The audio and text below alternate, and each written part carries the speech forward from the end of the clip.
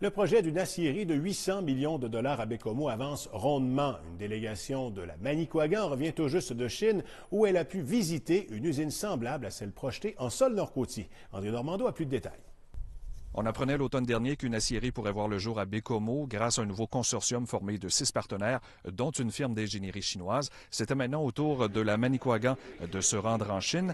Guy Simard d'Idée Manicouagan, François Corriveau de la ville de Baie-Comeau et Marcel Furlong de la MRC faisaient partie de cette délégation. Ils reviennent enchantés de cette mission économique. On peut justement écouter Guy Simard nous en dire plus. Rencontrer également la haute direction de B7 pour s'assurer qu'on se comprenne bien sur la nature du projet qu'on allait faire à Baie-Comeau.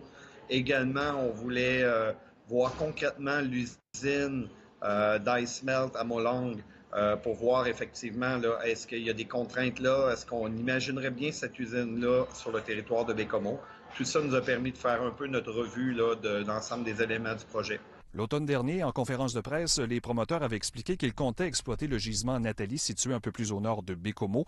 Le projet sur la table à dessin prévoit produire 300 000 tonnes d'ilménite par année et aussi la construction d'une aciérie dans le parc industriel de Baie-Comeau, d'où va sortir 1 million de tonnes d'acier par année. C'est un projet qui est évalué à 800 millions de dollars, qui créerait 300 emplois directs avec une nouvelle technologie beaucoup moins polluante. Et ce sont les prochaines études environnementales qui vont dicter l'échéancier du projet. On peut écouter à nouveau Guy Simard. C'est surtout elle qui est importante là, pour déterminer la période de construction. On le voit pour tous les projets au Québec. Indépendamment de cette décision-là, je dirais que ça pourrait être très rapide parce que l'ensemble de l'ingénierie du projet est réalisé déjà.